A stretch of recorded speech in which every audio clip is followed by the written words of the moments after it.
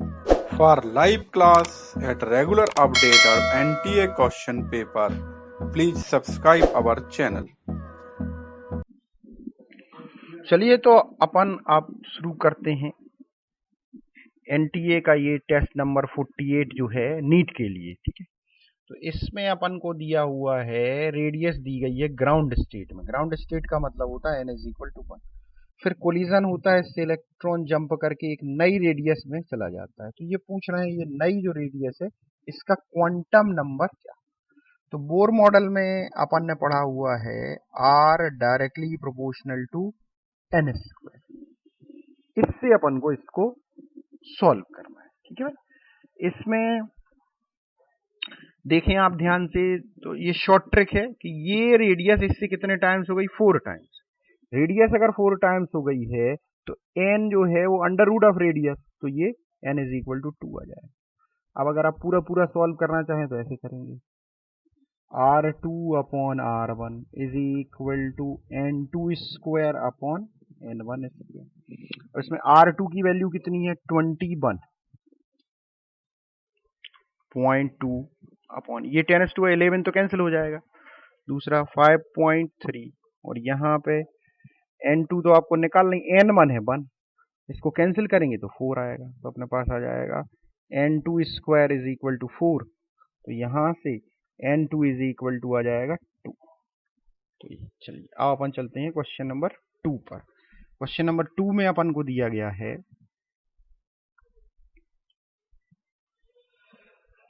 The following particle are moving with the same velocity। ध्यान रखें velocity same है भाई भी। The maximum de Broglie wavelength। तो de Broglie wavelength का फॉर्मूला जो होता है लैम्डा =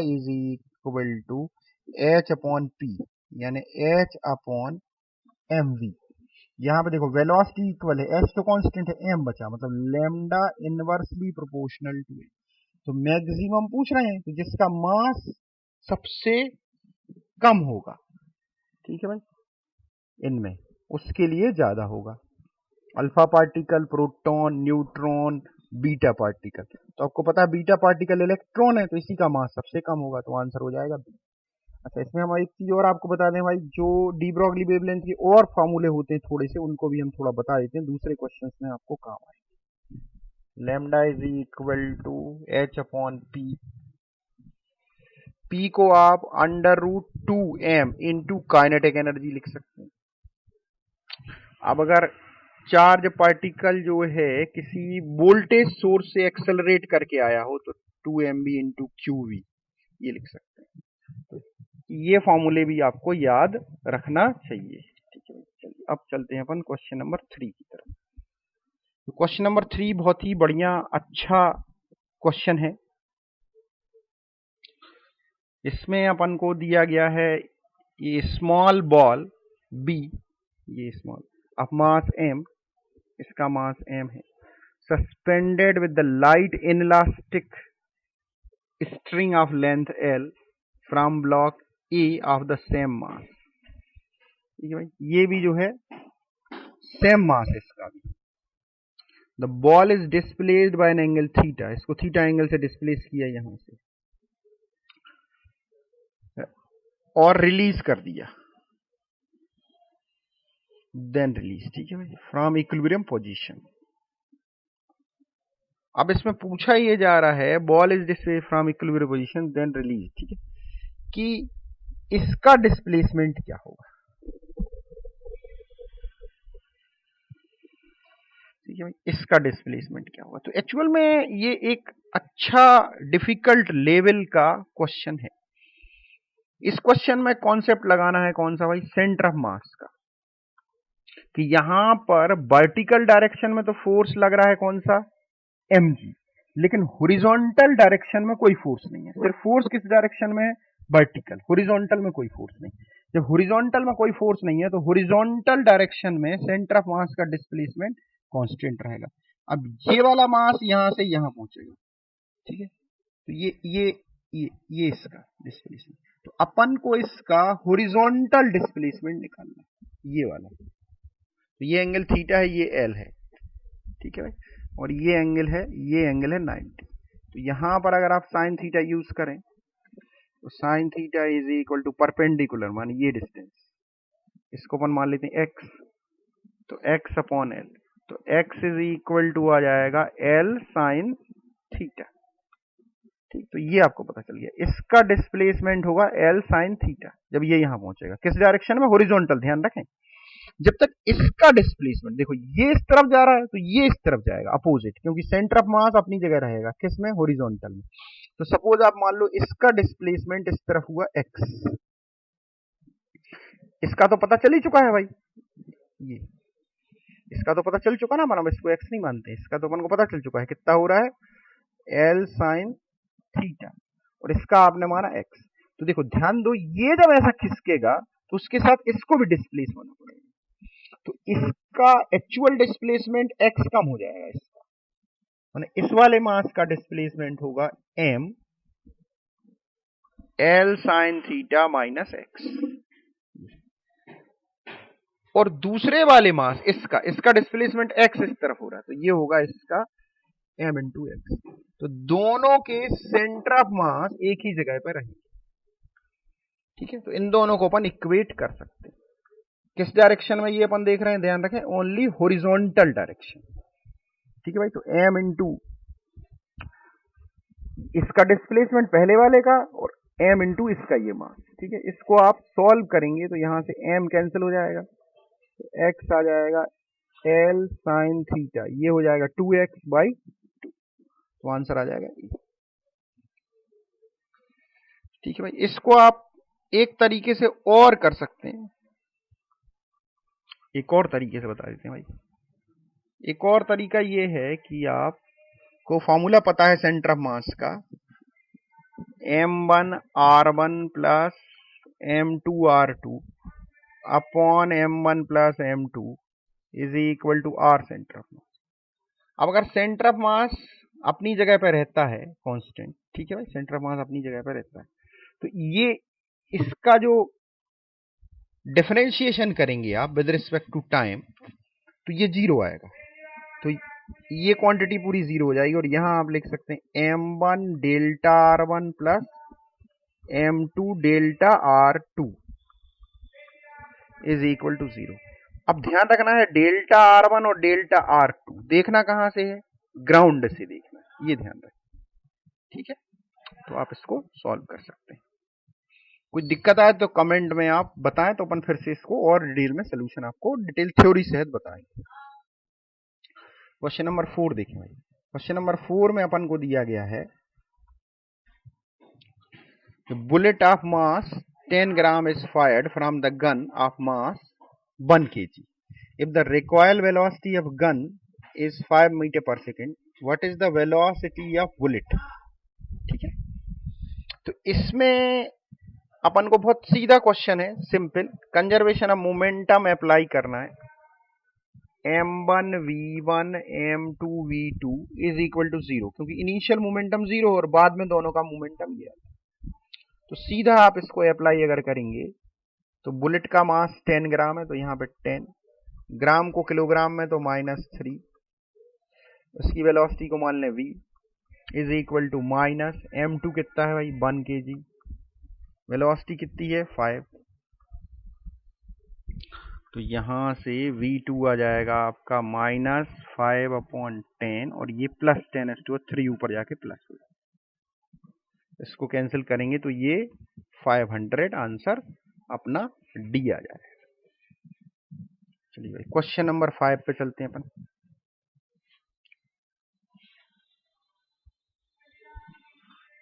ठीक है भाई, क्वेश्चन नंबर 5 को देखते हैं अपन।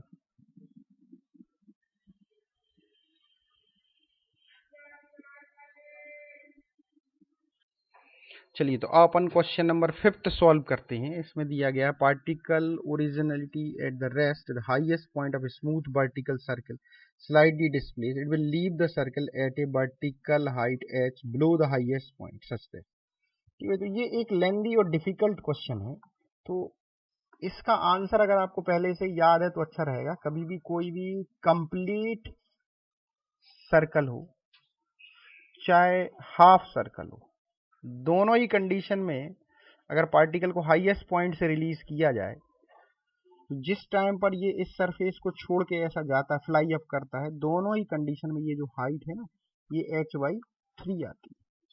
इसके अलावा इस क्वेश्चन में ये एंगल थीटा पूछा जाता है और इसकी वेलोसिटी पूछी जाती है। तो इसमें 3 क्वेश्चन है, इसमें सिर्फ एक पूछा गया, तो अपन तीनों सॉल्व करेंगे अच्छे से। चलिए भाई, तो अपन देखते हैं क्या सोल्यूशन इसका रहेगा। ठीक है, तो ये पार्टिकल जो है यहाँ से इसको रिलीज किया गया इस तरीके से। ये पार्टिकल मान लो इस पॉइंट पर पहुंचा, ये एंगल है थीटा, ये एंगल है थीटा। अब यहाँ पर इस पर कौन कौन से फोर्स रहेंगे? तो सबसे पहले नॉर्मल रिएक्शन रहेगी, दूसरी चीज mg रहेगा डाउनवर्ड, ये एंगल थीटा है तो ये भी थीटा हो जाएगा। यहाँ पर mg का कंपोनेंट आएगा mg cos थीटा और इस तरफ आएगा mg sin थीटा। वेलोसिटी भी इसी तरफ रहेगी। तो अब सबसे पहले अपन यहाँ पर इसका इक्वेशन लिखेंगे, किसका? सेंट्रीपिटल फोर्स का इक्वेशन लिखेंगे। तो ये होगा mv² is equal to net force toward the centre. तो देखो सेंटर की तरफ कौन सा फोर्स है? mg cos थीटा, बाहर की तरफ m, तो नेट फोर्स बनेगा mg cos theta minus m।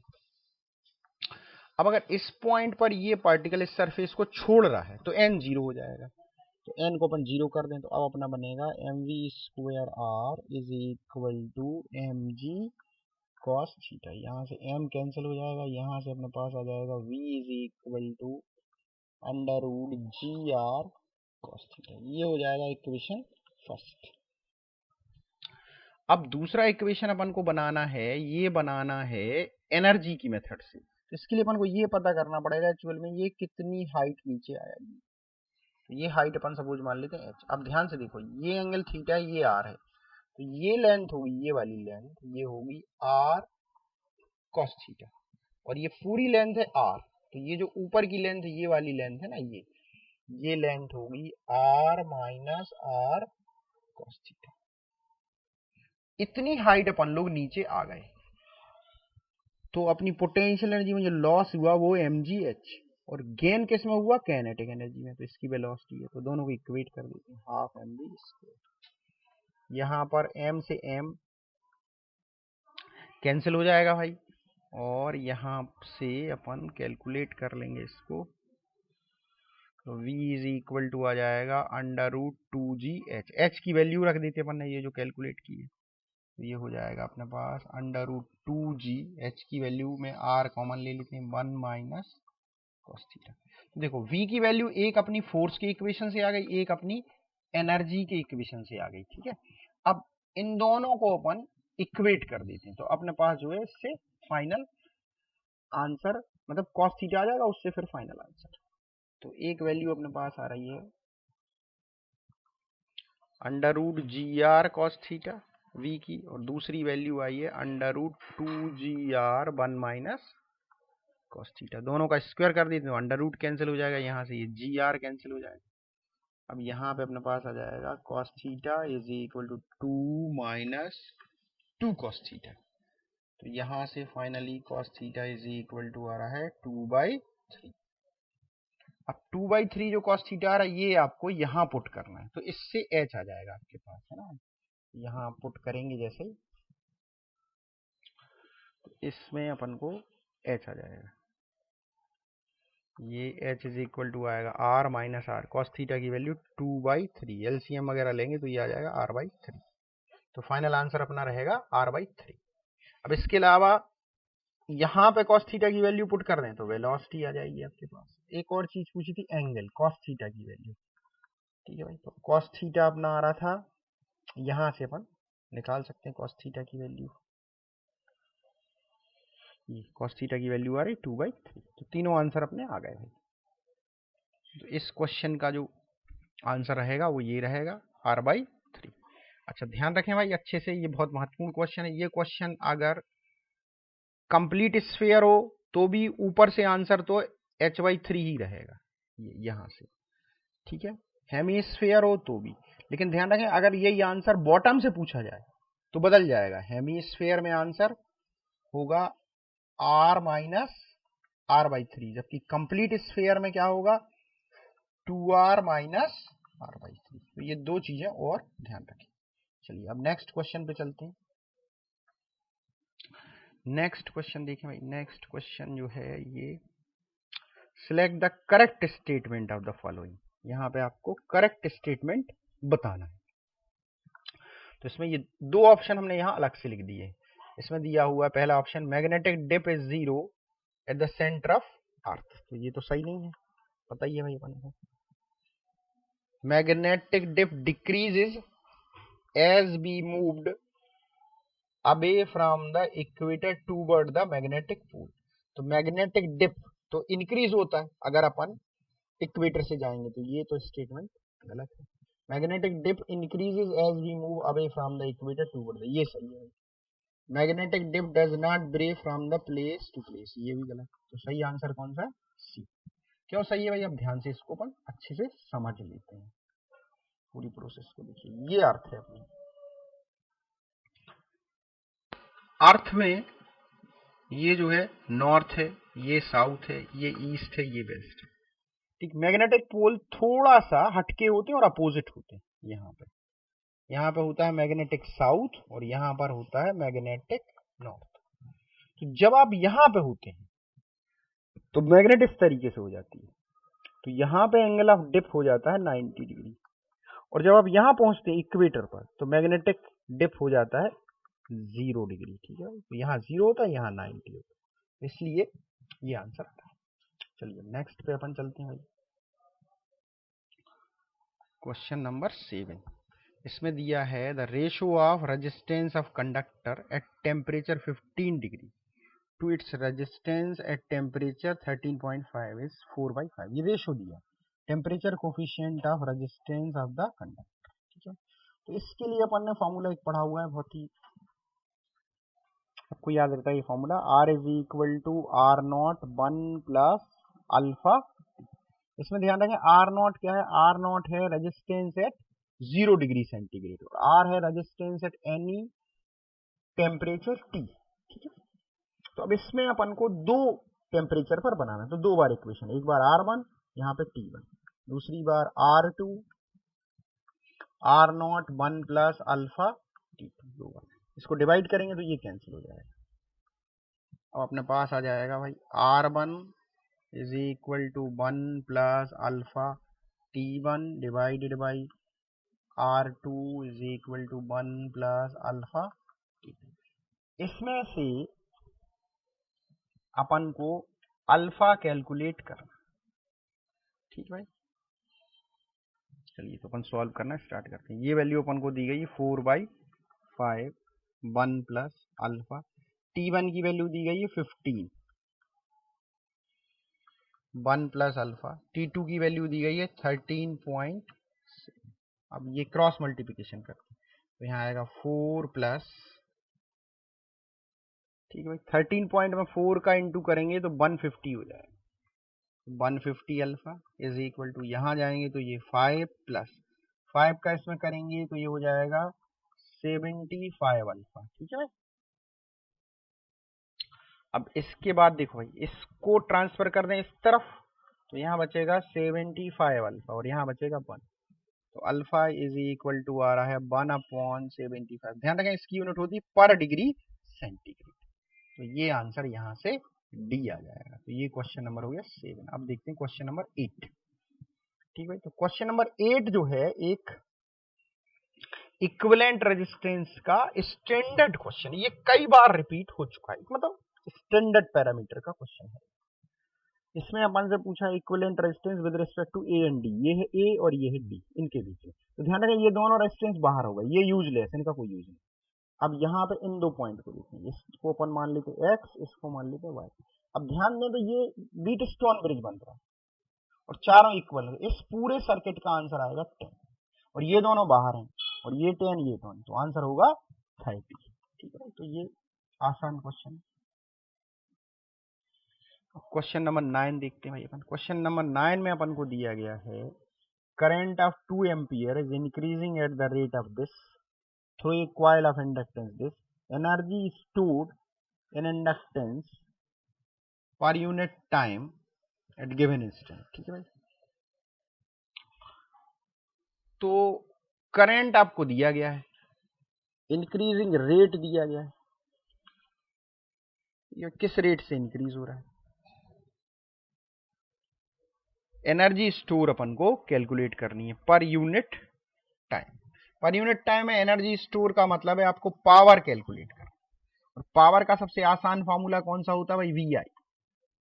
और यहाँ पे वी कैसे निकलेगा, यहाँ पे वी निकलेगा इंड्यूस ईएमएफ, मतलब L D I by D T into I. तो ये भी बहुत बार क्वेश्चन आ चुका है, आप कर सकते हैं आराम से इसको, कोई इसमें परेशानी की बात नहीं। ठीक है भाई, तो P is equal to L, L कितना दिया है 2, D I by D T कितना दिया है 4, इनटू आई, आई कितना है भाई 2। तो ये तो आंसर आ जाएगा कितना 16। ठीक है, 16 जूल पर सेकेंड। Question number 9। अब देखिए क्वेश्चन नंबर 10।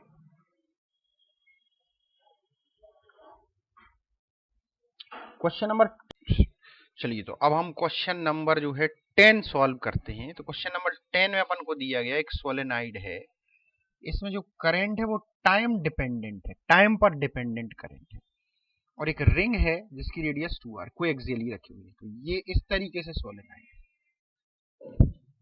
और ये रिंग रखी हुई है, ऐसी ऐसी रिंग रखी। ठीक है, सोलेनॉइड में जो करंट है वो टाइम पर डिपेंडेंट है। तो सोलेनॉइड के अंदर जो मैग्नेटिक फील्ड होती है, इसका फॉर्मूला अपन सबको याद है, म्यू नॉट एन आई। आई ये है, तो आई की जगह यहां लिखेंगे अपन आई नॉट, इस टी का इसमें इंटू कर देते हैं, तो टी माइनस टी स्क्वायर ये है। ठीक है, अब अपन को आगे जो है फ्लक्स निकालना पड़ेगा, और फिर फ्लक्स का डिफरेंशिएशन करना पड़ेगा। ठीक है भाई, ये ध्यान रखिए। तो फ्लक्स कितना आएगा, फ्लक्स आएगा phi is equal to B into A. अब इसमें ध्यान रखें, एरिया जो है ये छोटा ही वाला लेना है, क्योंकि यहाँ पे फ्लक्स नहीं है, पाई आर स्क्वायर। एरिया तो कांस्टेंट रहेगा, तो एरिया बाहर हो जाएगा। जब जब अपन इसका डिफरेंशिएशन करेंगे, E is equal to minus D phi by D T, ये E, तो इसमें एरिया बाहर आ जाएगा क्योंकि कांस्टेंट है, इसमें म्यू नॉट बाहर आ जाएगा, कांस्टेंट है, एन बाहर आ जाएगा, आई नॉट। अब इसका डिफरेंस टी का होगा 1 और इसका होगा 2t, तो ये अपने पास इंड्यूस ईएमएफ आ जाएगा, यहाँ माइनस साइन रहेगा। ठीक है, अब अपन को इसमें से जो भी देखना है वो 0 to 1 सेकेंड के बीच में ही देखना। ठीक है भाई, तो अब इसमें जो ऑप्शन दिए गए हैं उनको अगर अपन देखते हैं, ऑप्शन को क्या क्या ऑप्शन है अपने पास। अच्छा ध्यान रखें, इसमें करंट निकालने के लिए कुछ नहीं करना, सिर्फ रेजिस्टेंस से डिवाइड करना तो करंट आ जाएगी। तो इसमें लिखा है direction of I R remain unchanged, V R is maximum T zero. तो टी जीरो पर वी आर मैक्सिमम होगा कि नहीं होगा ये। ठीक है, direction of current remain unchanged, V R is 0। तो इसमें वी आर 0 लिखा है, तो अगर अपन इसको 0 के इक्वल करें तो टी आ रहा है, टी आ जाएगा यहां से 0 के इक्वल कर देंगे तो 1/2.5 से। ठीक है, ये ऑप्शन इसमें दिया है, V R is reversed, V R is 0, सही। तो जब 0 होगा उसके बाद रिवर्स होगा, ये तो पक्का। ये कोई भी चीज जब 0 होती है तभी रिवर्स होती है, तभी उसकी डायरेक्शन क्या हो सकती है, चेंज हो सकती है। तो इसलिए आंसर डी। तो ये अच्छा क्वेश्चन है, क्वेश्चन नंबर 10। अब देखें, चलिए तो अपन देखते हैं अब क्वेश्चन नंबर 11। इसमें एक oil drop carrying a charge 2 electron has a mass, this is falling freely in air with the terminal velocity, electric field required to make the same velocity in upward direction. ठीक है, तो इसमें जब ये air में है तो इसकी वेलोसिटी नीचे की तरफ v, इसमें mg फोर्स भी नीचे की तरफ होगा, और एक स्टोक फोर्स ऊपर की तरफ लगेगा 6 पाई ईटा आर। ठीक है, यहां पे अपन अपथ्रस्ट फोर्स इसलिए कंसीडर नहीं कर रहे हैं क्योंकि इसका वॉल्यूम या रेडियस कुछ भी अपन को दिया नहीं। ठीक है, अब ये दोनों फोर्स अभी इक्वल होंगे, माने mg किसके इक्वल होगा भाई, mg इक्वल हो जाएगा 6 पाई ईटा आर। अब इस पर अपन को इलेक्ट्रिक फील्ड अप्लाई करनी, अपवर्ड डायरेक्शन, इस पे चार्ज है प्लस, तो इलेक्ट्रिक फोर्स ऊपर की तरफ लगेगा QE।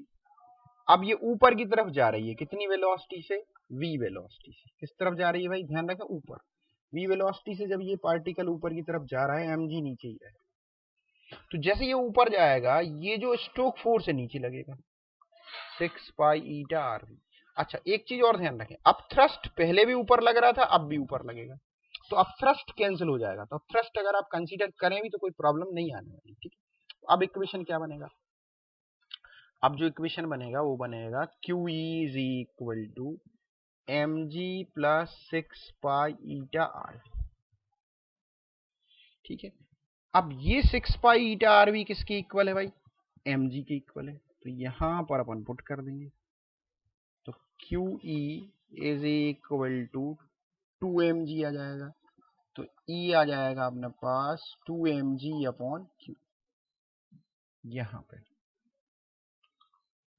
ठीक है। अब अपन इसको वैल्यू को पुट कर लेते हैं भाई,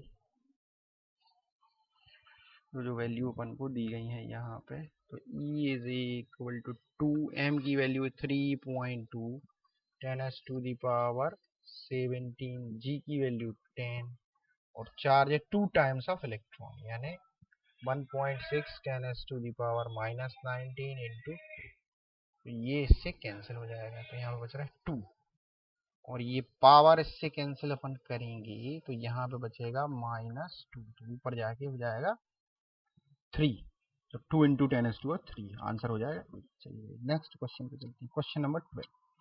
इसमें दिया है 2 identical capacitor each of capacitance 5 microfarad charge to the potential 2 kilovolt and 1 kilovolt respectively. Their minus end are connected together. When the positive end are connected together, the loss of energy. तो ये जो question है ये दो capacitor हैं जो पहले से चार्ज हैं, उनको कनेक्ट करना है और उनको सेम पोलरिटी में, सेम पोलरिटी मतलब प्लस से प्लस कनेक्ट करना है और माइनस से माइनस कनेक्ट करना है, ठीक है भाई। तो ये वाला क्वेश्चन है, तो इसमें जो एनर्जी लॉस का है अपने पास डायरेक्ट फार्मूला होता है delta U is equal to half C1 into C2 upon C1 plus C2 V1 minus V2 का होल स्क्वायर। तो सीधा आपको इसमें वैल्यू पुट करना है, इसका आंसर आ जाएगा भाई D आ रहा है, ठीक है। चलो क्वेश्चन नंबर 13 पे आ जाते हैं। क्वेश्चन नंबर 13 में अपन को दिया गया है as shown in the figure, initially switch K1 is open and K2 is closed and deflection of galvanometer is theta naught। तो ध्यान से देखें इस क्वेश्चन को, initially switch K1 is open, initially K1 open है ये कह रहे हैं, ध्यान से देखिए, K2 is closed, ये वाला क्लोज और ये ओपन है, मतलब ये बाहर है, डिफ्लेक्शन इतना है। Now both switch are closed then deflection in galvanometer is, तो ये क्वेश्चन थोड़ा सा इनकम्प्लीट है, मैं इसको क्लियर कर देता हूं। इसमें दिया है deflection in galvanometer is theta naught by 5, ये निकालना ये है कि find out the value of resistance of galvanometer G, इस क्वेश्चन में ये लिखा है, ठीक भाई। तो क्वेश्चन जो है थोड़ा सा इनकम्प्लीट प्रिंट है, थोड़ा ध्यान रखें। चलिए अब अपन सॉल्व करना स्टार्ट करते हैं। सबसे पहले ये बाहर है, ये दोनों इसके अंदर हैं, तो अपन ने पढ़ा है गैल्वेनोमीटर में जो करंट जाती है वो डायरेक्टली प्रोपोर्शनल टू डिफ्लेक्शन होती है थीटा, माने I is equal to C theta. कौन सी current, current passing through the galvanometer, total current नहीं। तो अभी करंट ये ऐसी जाएगी, ये तो बाहर है, पहली स्थिति में ये स्विच ऑफ है, ये ऑन, तो पहली जो करंट होगी उसको अपन सॉल्व करेंगे भाई। पहले वाली जो करंट आएगी अपनी ये आ जाएगी I is equal to, I माने सी, I की जगह अपन C थीटा लिख सकते हैं, तो ये कितनी आएगी, ये आएगी, ये वोल्टेज अपने पास है मान लो V, तो V अपॉन रेजिस्टेंस कितना है 220 प्लस G, इसका रेजिस्टेंस आप मान लीजिए, ठीक है। तो ये किसके इक्वल होगा, ये C थीटा नॉट के इक्वल होगा। अब बात आती है नेक्स्ट कि इस दोनों स्विच को ऑन कर देते, इसको भी और इसको भी, तो अब करंट यहां से जाएगी और इस करंट के दो पार्ट होंगे, कुछ करंट इसमें से जाएगी कुछ इसमें से, अपनी प्रॉब्लम ये अपन को ये वाली करंट चाहिए क्योंकि ये गैल्वेनोमीटर में से जाएगी। तो पहले अपन करंट टोटल निकालेंगे फिर ये वाली निकालेंगे। तो टोटल करंट कितनी आएगी?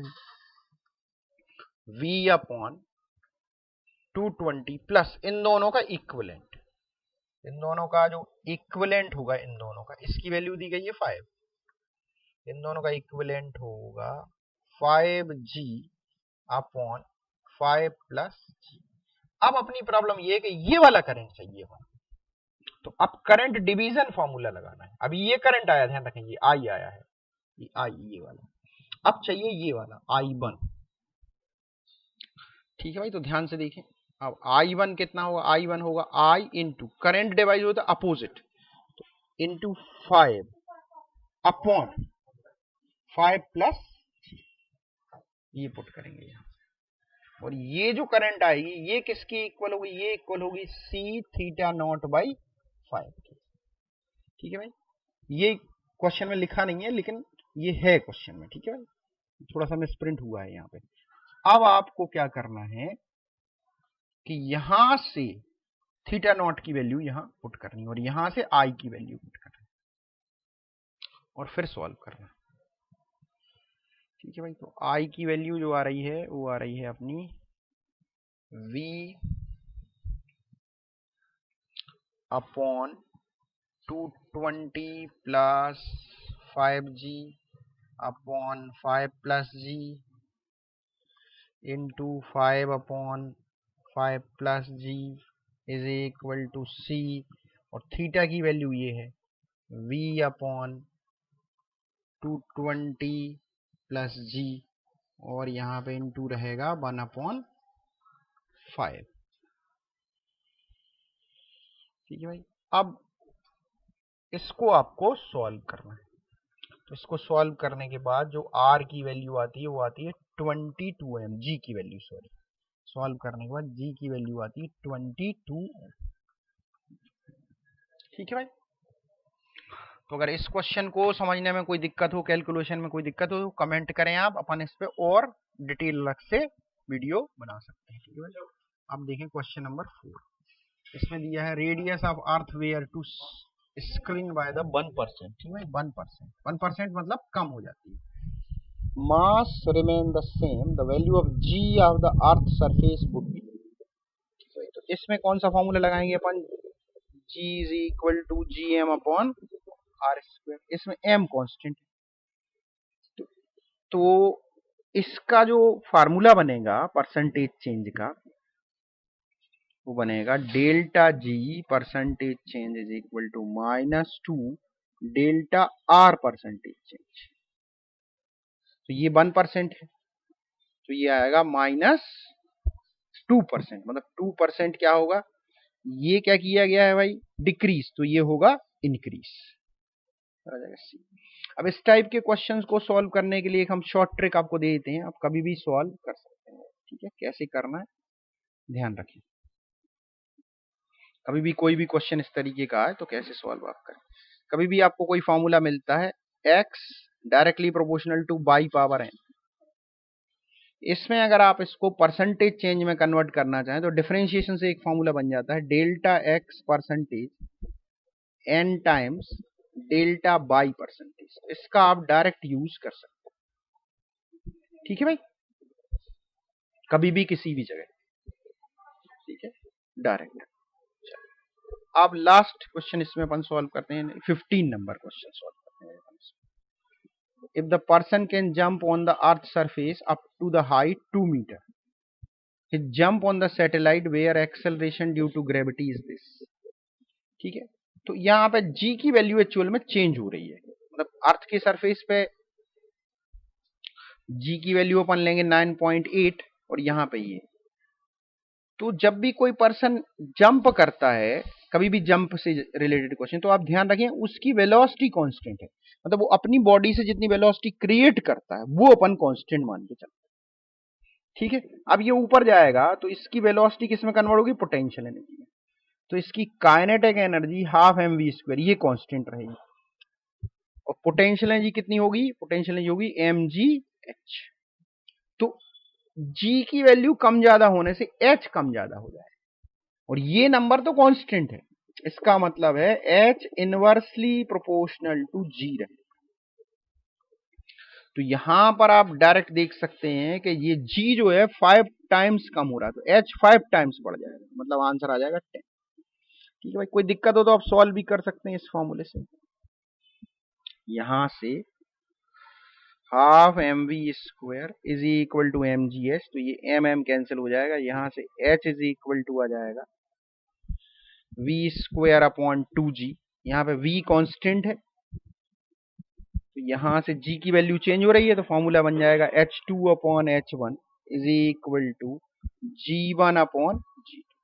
तो h2 अपन को निकालना है, g1 यानी पहले वाली 9.8, g2 माने बाद वाली वैल्यू 1.98, और h2 निकालना है, h1 की वैल्यू इन लोगों ने दी 2, तो यहाँ आ जाएगा 2। अब इसको आप कैंसिल करेंगे तो ये आएगा 5, तो यहाँ से h2 निकल के आ जाएगा 10। ऐसा भी कर सकते हैं। चलिए, इसके बाद जो आगे के क्वेश्चन है ये अपने सोल्यूशन के आपको नेक्स्ट पार्ट में मिलेंगे। ठीक है, ये पहला पार्ट है 15 क्वेश्चन का, आगे के क्वेश्चन अपने नेक्स्ट पार्ट में।